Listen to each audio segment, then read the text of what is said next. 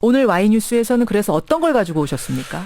일단 정의화 의장이 새정치 결사체라는 얘기를 꺼내고 있잖아요. 그렇습니다. 예, 그 집권 여당인 새누리당이 보여주는 정체성이라면은 나라가 밝지 않다. 새로운 정치판을 만들고 싶다. 괜찮은 사람들끼리 모여서 정치 결사체를 만들어 볼 것이다. 이런 얘기를 했거든요. 예, 예. 이게 이제 정계 개편을 의미하는 거 아니겠습니까? 그래서 여권발 정계 개편이 이루어질 수 있을까? 그래서 정의화 의장은 왜 새정치 결사체를 꺼내 들었을까 이렇게 주제를 정해봤습니다. 정의화 국회의장이 새정치 결사체란 단어를 지금 이 시점에서 왜 끌어들였는가? 좀 넓게 정치판을 보자 이 말씀이시군요. 예, 예. 그러니까 정의화 국회의장이 이 얘기를 한 그 배경을 살펴보면 지금 새누리당의 공천 과정이 거의 사천에 가깝다. 여기서부터 시작된 거죠? 네, 그렇습니다. 이대로는 못 보겠다. 예, 예. 그러니까 이게 좀 정의화 의장의 의도는 이제 명시적으로 정계 개편을 하겠다 이런 발언은 아니지만은 앞으로 그런 움직임이 좀 일지 않겠느냐. 그리고 새누리당 내에서도 중도 성향의 정치인들이 새로운 정치 질서를 만들어갈 필요가 있다는 취지로 이렇게 보면 될 것 같습니다. 그냥 취지만 있는 건가요? 아니면 진짜로 총선 이후에 정계 개편을 정의화 의장이 주도하겠다는 건가요? 그 부분 취재해 보셨습니까? 예, 그 뭐 정의화 의장을 직접 통화는 못 해봤고요. 박형전 국회 사무총장과 통화를 해보니까 정의화 의장은 전화 안 받으세요? 제가 뭐 그래도 국가 서열 2위가 돼서 잘 안 받습니다. 그러세요? 예, 사무총장하고 말씀하셨어요. 예, 변수가 있으니까 단정적으로 정계 개편이 가능하다 아니다로 말하기는 어렵다. 그러나 정치라는 게 주어지기도 하지만은 만들어가는 것이기도 하다. 이렇게 얘기를 하더라고요. 그러니까 총선 이후에 지금 무소속뿐만 아니라 새누리당 내에서도 정계 개편의 흐름이 형성될 수도 있고 이번 총선이 끝나면은 내년 대선을 기점으로 해서 하나의 합종 연횡이 일어날 수도 있을 것이다. 이렇게 전망을 했습니다. 그러니까 새누리당 내부에서 분열이 일어나거나 예. 아니면 정의화 국회의장이 무소속으로 출마한 이재호, 유승민 의원 등과 함께 예. 새로운 세력을 만들어 나가 보겠다. 이런 얘기입니다. 정의화가 국회의장이 사실 이 정도 발언을 했는데 그게 그냥 던진 말은 아닐 거라는 생각을 저도 하게 되는데요. 네네.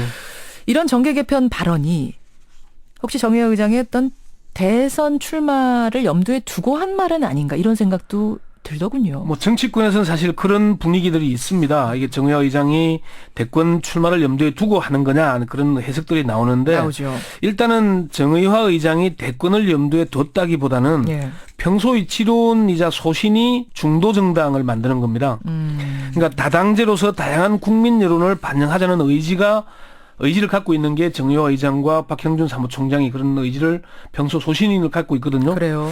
네, 정의화 의장의 한 측근은 정 의장이 적극적으로 자신이 대선에 나가겠다거나 그런 생각을 갖고 있지는 않다. 예, 예. 다만 그런 분위기가 조성된다면 그걸 마다하지는 않을 거다. 그런 얘기를 했습니다. 그렇군요. 일단은 정계 개편의 흐름이 일거나 아니면 만들어 보겠다는 취지고, 예. 뭐 그 속에서 잘 되면은 뭐 정의화 의장이 되거나 아니면은 유승민 의원을 내세우거나 뭐 그렇게 시도를 해보겠다 그런 의도가 있는 거죠. 현실적으로 여권발 정계 개편이 지금 가능한 분위기입니까? 여러 전문가들에게 물어보니까 여권발 정계 개편이 가능하기 위해서는 새누리당의 의석이 과반 이하로 떨어지거나 가까스로 과반을 넘는 경우여야 할 것이다 이렇게 전망을 합니다. 지난번에 새누리당 의석이 152석이었죠. 예. 150석. 그것을 못 넘으면 결국 새누리당은 사실상 실패라고 봐야 되는 거고 그 분위기가 어떻게 형성이 되느냐에 따라 그 다음을 예측할 수 있다. 근데 새누리당이 예를 들어서 180석 이상을 얻으면은 그게 여권발 정계 개편이 가능하겠습니까? 어렵죠. 자체로서 이미 개헌으로 가지 않겠습니까?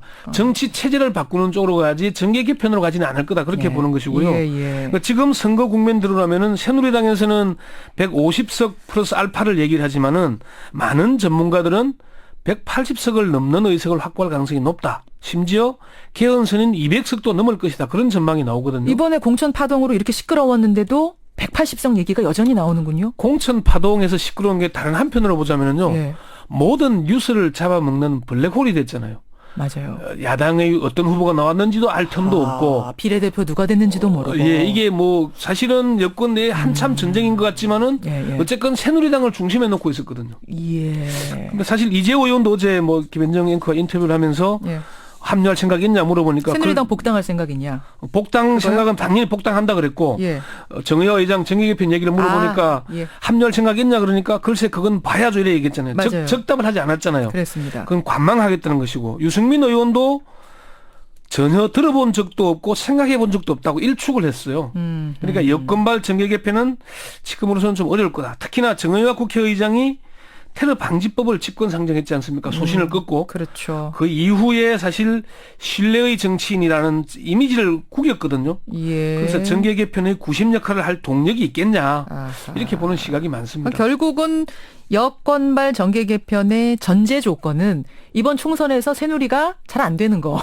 그렇죠. 이렇게 돼야 이제 정계 개편을 과반 이하거나 건데. 가까스로 가만을 넘기거나 뭐 그런 정도. 그런데 정말로 잘 안 될 것이냐 새누리가 이 부분에 대해서 대부분의 평가는 잘 될 거다 이쪽이에요.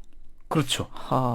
수도권 석을 어느 정도로 예상들 하고 있었습니까? 지금 그러니까 새누리당 의석이 180석에서 200석이라 그러잖아요. 이게 전문가들을 몇 사람만 소개를 하자면은 예. 최창렬 용인대 교수는 야권 연대가 지지부진한 상황에서 새누리당이 180석 이상을 얻는 게 당연한 기길일 거다.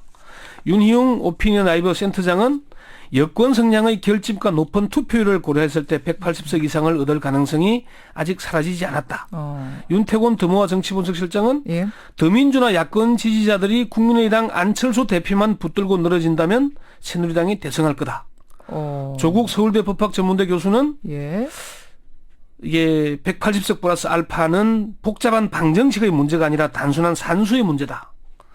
그리고 이택수 리얼미터 대표는 수도권에서 야권 연대가 본격화될 것을 전제로 새누리당이 160석 안팎은 가능해도 180석 이상은 어렵다고 본다. 이렇게 전망들 했습니다. 이택수 대표만이 그러니까 수도권에서 야권 연대 얘기를 하면서 160석 얘기를 한 건데. 그것도 전제가 야권 연대가 가능할 경우에라는 겁니다. 야권 연대가 근데 지금 사실상 물 건너가는 분위기인 거잖아요. 4월 4일 투표 용지 인쇄를 하니까 예. 그 전에 이루어져야 사실 효과가 있거든요. 그렇죠. 근데 지금 이렇게 가게 되면은 뭐 거의 뭐 불가능하다고 보고 조금 전에 이상돈 뭐 선대위원장 그 얘기 했잖아요. 근데 당대당은 어렵지만 뭐 예. 개별은 막을 수 없다 이제 이런 거였는데 그럼 그렇죠. 결국 개별적으로 얼마나 야권 연대가 이루어지느냐에 따라서 결과가 영향을 줄 수 있고 결과에. 사실 이대로 간다면은 180석에서 200석은 뭐 부인할 수 없는 현실이 아니겠냐 그렇게 예. 보고 있는 겁니다. 오늘 와이뉴스 뭐 답을 내리자면 정의화 국회의장이 던진 정치 결사체 새로운 정계 개편이란 카드는 총선 결과에 달려 있다.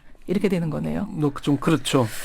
예, 권현철 선임 기자 수고하셨습니다. 네. 와이뉴스였습니다.